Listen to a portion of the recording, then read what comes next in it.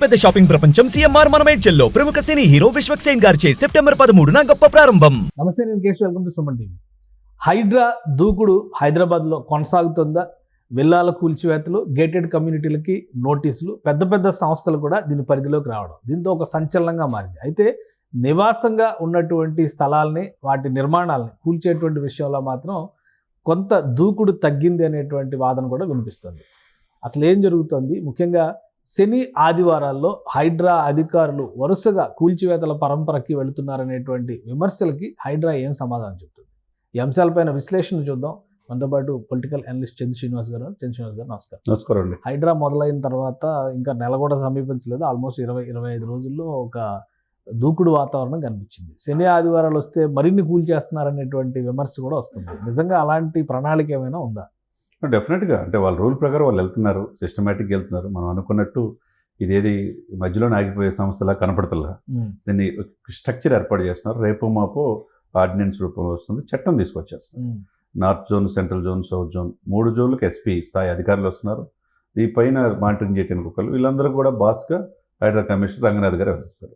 కాబట్టి దీంట్లో అపార్ట్మెంట్ల, విల్లాల, వాణిజ్య సముదాయాల అనేక చోట్ల చెరువులు ఆక్రమించుకున్నారా లేదా, నాలాల మీద కట్టారా లేదా, ఈ బఫర్ జోన్ ఎఫ్టీఎల్లో వీళ్ళ నిర్మాణంలో ఉన్నాయా లేదా చూస్తున్నారు. ఇది మంచి పరిణామం, అందరూ ఆహ్వానిస్తున్నారు. దీనికి రేవంత్ రెడ్డి గారిని అయితే కల్కి సినిమాలో లాగా రేపటి కోసం అని చెప్పేసి విజువల్స్ చేసి, భవిష్యత్ తరాల కోసం అని చెప్పేసి సాంగ్స్లో హైడ్రా అధికారులని ఇటు రేవంత్ రెడ్డి గారిని ప్రశంసిస్తూ ఉన్నారు.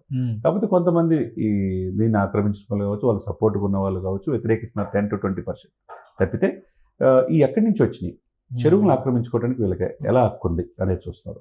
శనివారం ఆదివారం వచ్చేసరికి ఈ అక్రమాలను, ఈ కబ్జాకోరులు మాత్రం వాళ్ళ గుండెలో రైలు పరిగెత్తుంది. దీని వెనక ఊహించిన విధంగా జెంట్సే ఒకప్పుడు ఏదో ఆక్రమదారులు అంటే, రౌడీ షీటర్లు అంటే, కబ్జాకోరులు అంటే జెంట్సే అనుకున్నాం.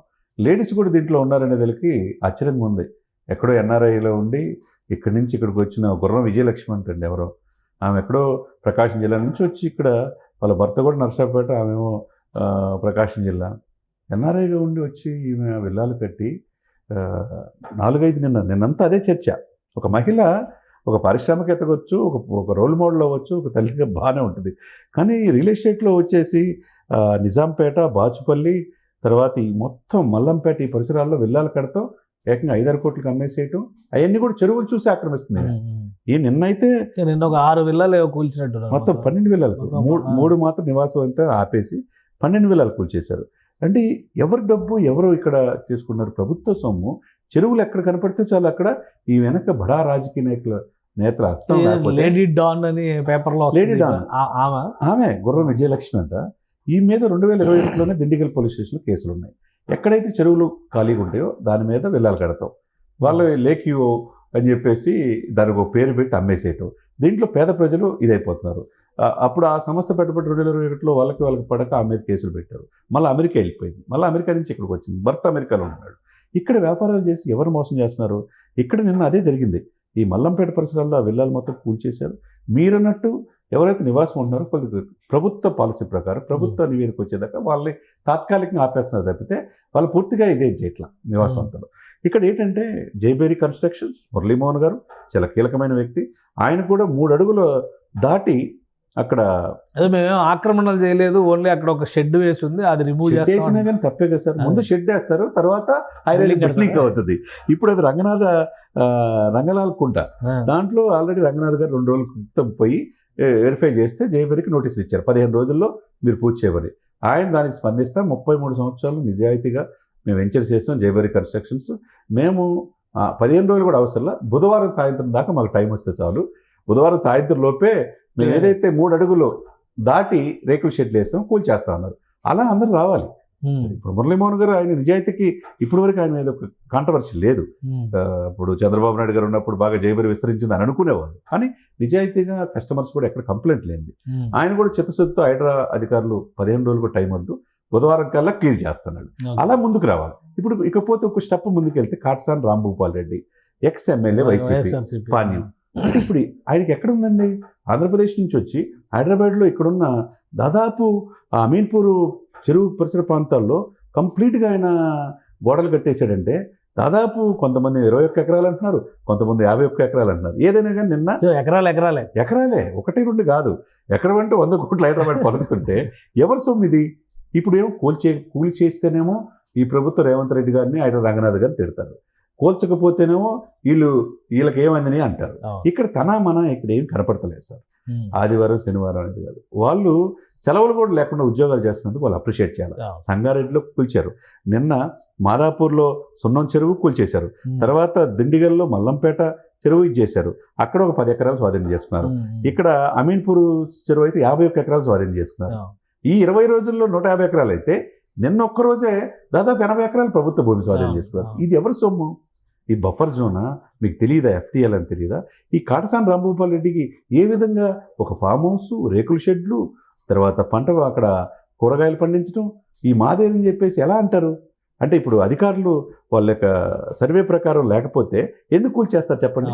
ఇప్పుడు ఎవరికి హక్కు ఉంది? ఓపెన్ డొమైన్ లో పెట్టారు కదా చెరువులు, బఫర్ జోన్లు, FTL ఓపెన్ డొమైన్ లో కనిపిస్తుంది. ఒక 21 ఎకరాలు ఒక మాజీ ఎమ్మెల్యే చేశారంటే అసలు ఈ హైదరాబాద్కి కేశవ్ గారు, ఈ హైదరాబాద్కి ఏమైంది అనిపిస్తుంది. అంటే ఎక్కడ ఏం మిగలలేదా అనిపిస్తుంది ఒకవైపు. అంటే వీళ్ళకి ఇష్టం వచ్చినట్టు రాజకీయ నాయకులు అన్నున్నారని చెప్పి పార్టీలకు అతీతంగా అందరూ ఉంటారు. ఇప్పుడు ఎవరెవరు ఉన్నా, జేబేరి కన్స్ట్రక్షన్ ఉన్నా, వాసవి ఉన్నా, గుర్రం విజయలక్ష్మి ఉన్నా, ఎవరు లేడీ డాన్లైనా ఇప్పుడు రేవంత్ రెడ్డి గారి దగ్గర కుదరదండి. క్లియర్ కట్ పాలసీ అనేది కనపడుతుంది. దీన్ని ఎవరిని ఉపేక్షించే. ఇప్పుడు సడన్ గా ఎందుకని అధికారుల బదిలీలు జరిగినాయి? హైదరాబాద్ కమిషనర్ ని ఆనంద్ గారు ఛార్జ్ తీసుకున్నారు, సివి ఆనంద్ గారు. అట్లానే ఏసీబీ విజిలెన్స్ కి సంబంధించి డెసిషన్ తీసుకున్నారు, ఇంటెలిజెన్స్ డిపార్ట్మెంట్ కి సంబంధించి మార్పులు చేశారు, కీలకమైన పోస్టులు 3 మారినాయి అనేటువంటి చర్చ నడుస్తుంది. దీనికి హైడ్రా ఎఫెక్ట్ ఏమైనా ఉందా? డెఫినెట్గా ఉంటుంది. ఎందుకంటే సివి ఆనంద్ అనే వ్యక్తి నగరం మీద పూర్తిగా అవగాహన ఉన్న వ్యక్తి. ఇంతకుముందు కమిషనర్గా చేశారు స్వల్పకాలం. ఇప్పుడు కొత్తకోట శ్రీనివాసరెడ్డి గారిని రేవంత్ రెడ్డి గారు వచ్చిన తర్వాత సమర్థం, ఆయన నిజాయితీకి నిలువుటర్థం శ్రీనివాసరెడ్డి గారిని. ఆయన ఇప్పుడు విజిలెన్స్ విజిలెన్స్ చాలా బలంగా చేయాలనే ఉద్దేశంతో దాని మీద పెట్టారంట. కొంత దాన్ని మార్చారు అనుకుంటున్నారు. కానీ సివి ఆనంద్కి ఇక్కడ రంగనాథ్ మీద పట్టుంది, బాగా పూర్తి పట్టుంది నగరం మీద. వీళ్ళిద్దరూ సివి ఆనంద్ కమిషనర్గా ఉండేటప్పుడు ట్రాఫిక్ చీఫ్ గా రంగనాథ్ గారు ఉన్నారు. దాదాపు 155 కూడల్లో కంట్రోల్ చేశారు, అక్రమం తొలగించారు. ఆపరేషన్ రోప్ అని ఒకటి పెట్టారు. ప్రత్యేకంగా సివి ఆనంద్ గారు ఇతన్ని ప్రశంసించారు, ఎవరిని? రంగనాథ్ గారు. కాబట్టి వీళ్ళిద్దరికి మ్యాచ్ పర్ఫెక్ట్ గా అవుతుంది. సిటీ మీద పూర్తిగా డీజీ కమిషనర్ సమర్థవంతమైన ఉన్నప్పుడు, అదేవిధంగా హైడ్రా ఇదైనప్పుడు ఎక్కడ కూడా అరమరికలు లేకుండా సిటీ ప్రక్షాళనకి ఈ చేంజెస్ అవసరం. డెఫినెట్గా సిటీ ప్రక్షాళనకే చేంజ్ అనేది క్లియర్గా అర్థమవుతుంది. కాబట్టి సమర్థతకి రేవంత్ రెడ్డి గారు పెద్దపీట వేస్తున్నారు. అందులో మనం నిన్న కూడా చూసాం, జర్నలిస్టులు కూడా ఎప్పుడు లేని విధంగా గత ప్రభుత్వంలో జర్నలిస్టులు అంటే కనీసం సెక్రటరియట్కి అడుగు పెట్టే పరిస్థితి కూడా లేని పరిస్థితి నుంచి మీకు స్వేచ్ఛ ఉంది, మీరు రాండి అని చెప్పి కేశవరావు గారు ఆ రోజు మాజీ జర్నలిస్ట్ కాడి నుంచి ఎప్పుడు లేని విధంగా ఇన్ని సంవత్సరాలు 2 దశాబ్దాలుగా ఎదురు చూస్తున్నది గత ప్రభుత్వంలో ఇవ్వలేకపోయారు. కానీ ఈ ప్రభుత్వంలో చాలా మందికి వెసులుబాటు కల్పించింది. రేవంత్ రెడ్డి గారు టు బి ఫ్రాంక్ గా ఫెయిర్ గా ఉన్నట్టే కనపడుతుంది. ఎందుకంటే మీకు హైడ్రా విషయంలో ఒక స్పష్టమైనటువంటి వ్యూహంతో అయితే రేవంత్ గారు వెళ్తున్నారు. ఎందుకంటే ఈ అధికారుల బదిలీలు అన్ని కూడా దాని లింక్ అయినట్టే కనిపిస్తుంది. ఒకటికొకటి లింక్ ఉంది. ఒక విమర్శ, కౌంటర్ విమర్శ ఏమొస్తుందంటే, నివాసంలో ఉన్న ఫ్లాట్లు కానీ లేదంటే విల్లాలు కానీ వాటిపైన నిర్ణయం తీసుకోము, మేము వేచి చూస్తాము, ఈ వెసులుబాట్లు ఇస్తున్నారు కాబట్టి హైడ్రా దూకుడు కొంత కళ్ళెం పడింది అనేటువంటి విమర్శలు, లేదా సీఎం గారి అన్నగారి ఇంటిని కాపాడే క్రమంలోనే ఇవన్నీ కూడా ఈ వెనకబాటు నిర్ణయాలు తీసుకుంటారా? ఏం చెప్తారు దీనికి? కేశవ్ గారు, అది కొంతమంది అంతకుముందు గతంలో పాలించిన పాలకులు మాట్లాడే ఆరోపణలు తప్పితే తనకు అన్న, తన కుటుంబం అనేది మీరు చూపించి నేనే దగ్గర నుండి కూలుస్తాను. సొంతగా తిరుపతి రెడ్డి వాళ్ళ బ్రదర్ అయితే కొద్దిగా టైం ఇస్తే నా సామాన్లు నేను తీసుకెళ్తాను తప్పితే ఇది నాది అని అంటలా. మిగతా వాళ్ళు నాది, నువ్వు ఎలా కూలుస్తావు చూస్తావు అంటున్నారు. ఇక్కడ ముఖ్యమంత్రి బ్రదర్ అయినా నిజాయితీగా ఉన్నారు. ఇక్కడ ఏంటంటే ఆల్రెడీ ఉంటున్నారు కాబట్టి పాలు పొంగించుకొని కొంత సమయం ఇవ్వాల్సిన అవసరం ఉన్నది. అది పాలసీ గవర్నమెంట్ తేవాలి. అంతేగాని హైడ్రాకి నీకు ఎట్లా చట్టబడుతుందని ఈ నాయకులే ప్రశ్నిస్తారు. కాబట్టి ప్రభుత్వం ఏదైతే పాలసీ తీసుకుంటుందో దాని ప్రకారం కొంత వెసులుబాటు కల్పిస్తాం. నిర్వాసితులకు మాత్రం ఇప్పుడే పడగొట్టాం. కానీ ఏదైతే వాణిజ్య సముదాయాలు కావచ్చు, బఫర్ జోన్లో చెరువులు ఆక్రమించి కట్టారో అవి మాత్రం డెఫినెట్గా కూడగొడుతున్నారు. దాంట్లో భాగంగా నిన్న విల్లాలు కూల్చేశారు. ఈ విల్లాలు ఒక్కొక్కటి 6-7 కోట్లకి అమ్ముతున్నారు సార్. ఒక్కోసారి 12 కోట్లు అంట. అసలు వెళ్ళాలంటే వాళ్ళు స్వయంగా చక్కగా ఇండు లవ్స్ అని వాళ్ళు అనుకుంటున్నారు, లేక్ యూ అనుకుంటున్నారు. ఆ లేక్ ఎవరిది? ఈ చెరువులు ఎవరి? ఈ నాలాలు ఎవరి? ఈ హైదరాబాద్ విపత్తు జరిగితే రోడ్ల మీద నీళ్ళు ఎందుకు వస్తున్నాయి? ఇట్లా ఎవరైనా సరే సార్ ఈ నగరాన్ని ప్రక్షాళన చేయకపోతే పూర్తిగా హైదరాబాద్ కనుమరుగయ్యే అవకాశం ఉంది. ఏది చెరువులు లేనప్పుడు నెక్స్ట్ జనరేషన్ మనం ఏమిస్తాం సార్? Right. ఏదైనా కానీ విమర్శనవాదులు ఎప్పుడూ ఉంటారు, విమర్శనవాదులు విమర్శిస్తూనే ఉంటారు. కానీ తన పని తాను చేసుకుపోయే ఇదిలో రేవంత్ రెడ్డి గారు ముందు వరుసలో ఉన్నారు. రైట్. థ్యాంక్ యూ చంద్ర శ్రీనివాస్ గారు. ఇది హైడ్రా దూకుడులో ఏమాత్రం మార్పు లేదు, ప్రణాళిక ప్రకారం ముందుకెళ్తుందని చంద్ర శ్రీనివాస్ గారు విశ్లేషిస్తున్నారు. పెద్ద పెద్ద సంస్థలకు చెందినటువంటి నిర్మాణాలకు కూడా నోటీసులు ఇచ్చారు. గడువులోపు కనుక వాళ్ళు తగిన చర్యలు తీసుకోకపోతే కూల్చివేతలు ఖాయంగా కనిపిస్తుంది. ఇక హైడ్రాకి మరింత బలం చేకూర్చేటువంటి క్రమంలోనే హైదరాబాద్ కమిషనర్ దగ్గర నుంచి చాలా కీలకమైనటువంటి కొన్ని విభాగాల్లో మార్పులు చేర్పులకి రేవంత్ రెడ్డి గారు శ్రీకారం చుట్టారు. కాబట్టి రాబోయే రోజుల్లో హైడ్రా ఆపరేషన్ మరింత దూకుడుగా జరిగినా ఆశ్చర్యపోవాల్సిన అవసరం లేదని చంద్ర శ్రీనివాస్ గారు అంటున్నారు. ఇది స్పెషల్ డిస్కషన్.